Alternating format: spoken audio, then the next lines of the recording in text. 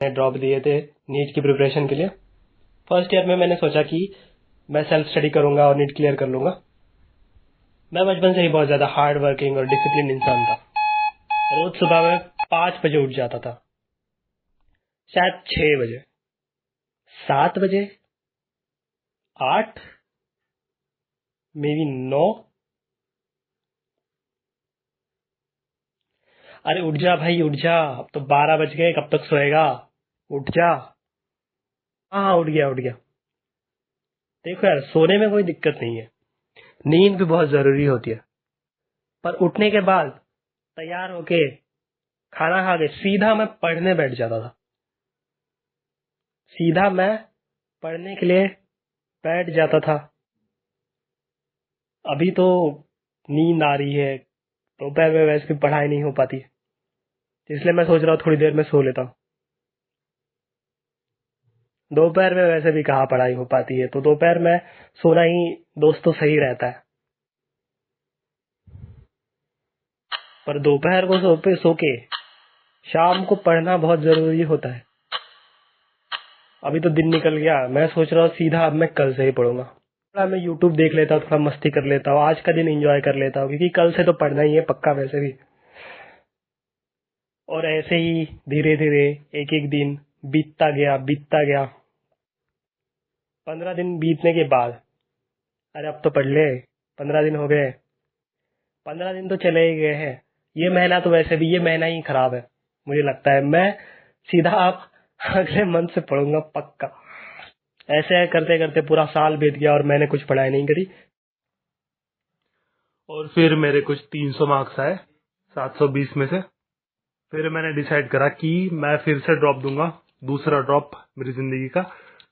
और इस बार मैंने कोचिंग लगाई और इस बार मैंने मेहनत करी सचमुच। यानी रोज सुबह मैं 5 बजे उठता था, इस बार सचमुच सचमुच उठता था, और रात के 10 बजे तक सीरियसली मैंने पढ़ाई करी रोज। कम कभी 7 घंटे, 8 घंटे, 9 घंटे, 10 घंटे, कभी कभी 12 घंटे भी। और ऐसे करते करते जैसे जैसे अ, उसकी डेट, एग्जाम की डेट पास आती गई, मेरा सिलेबस धीरे धीरे कंप्लीट हो गया था और इस बार मैं तैयार था। तो पहला सेक्शन जैसे मैं पेपर देने गया, पहला सेक्शन मैंने खोला बायोलॉजी का, और मुझे बहुत इजी लग रहा था। मुझे लगा कि मैं तो डॉक्टर बन ही जाऊंगा इस बार। जैसे मेरी मेहनत रंग लाई, तो 1 घंटे में मैंने उसे निपटा दिया। फिर अगले 1 घंटे में मैंने केमिस्ट्री सॉल्व किया। केमिस्ट्री मेरा थोड़ा वीक था ऑनेस्टली, तो उतना कुछ खास नहीं गया, एवरेज ही गया, ठीक ठाक गया था। फिर आखिरी के 1 घंटे में मुझे फिजिक्स सॉल्व करना था। 1 घंटा बचा था और 45 क्वेश्चंस थे। तो धीरे धीरे मैंने सॉल्व करना शुरू किया। पहले के 20 मिनट में तो मैंने सॉल्व कर लिए क्वेश्चंस, अच्छे से जा रहा था, अच्छे से सॉल्व हो रहे थे। फिर मैंने देखा, जैसे ही घड़ी की तरफ देखा तो मेरी एंजाइटी बढ़ गई, क्योंकि मैं देखा कि टाइम जा रहा था। इस वजह से मैं पैनिक कर गया और फिर मैं देखा कि क्वेश्चंस मेरे से सॉल्व नहीं हो ही नहीं रहे थे। मुझे लगा बहुत डिफिकल्ट क्वेश्चंस है और मैं कुछ ज्यादा ही टाइम लेने लगा एक ही क्वेश्चन में।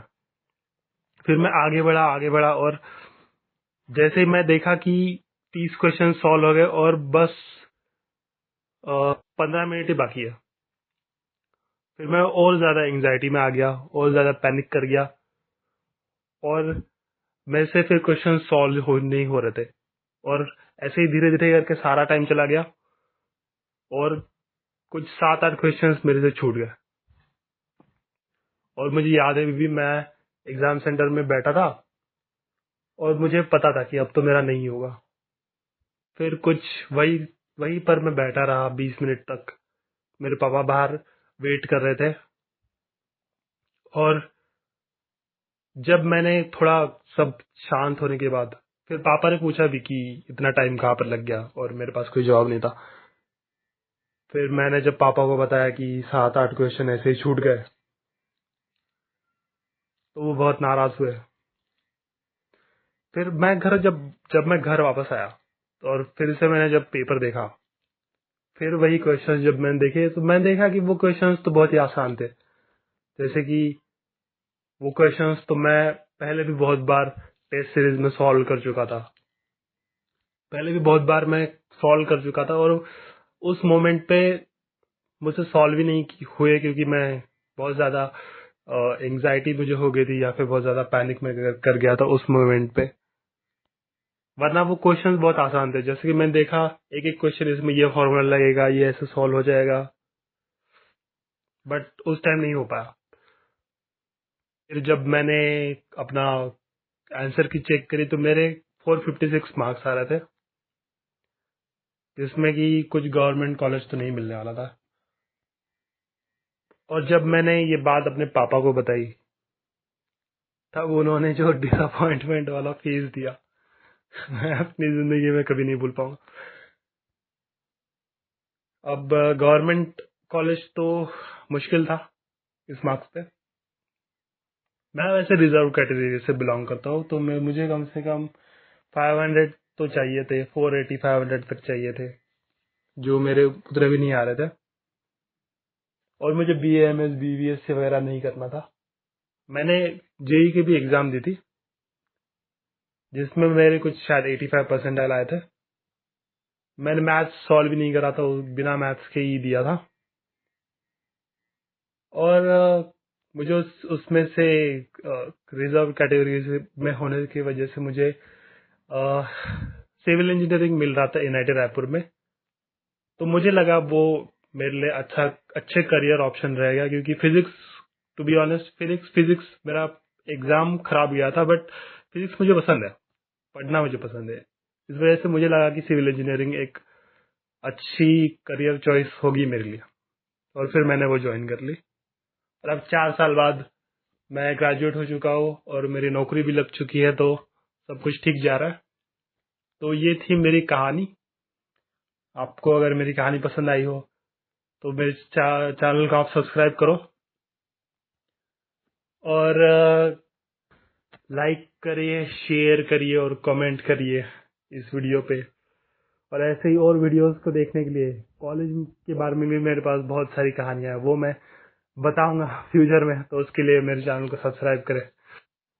इस सब की कहानी, अगर आप भी इसी सिचुएशन से जा चुके हो और अगर आपका नीट का रिजल्ट आ गया है और आपको अगर ऐसे लग रहा है कि आपकी जिंदगी में तो आप तो फेल हो गए जिंदगी में, तो मैं बस इतना कहना चाहूंगा कि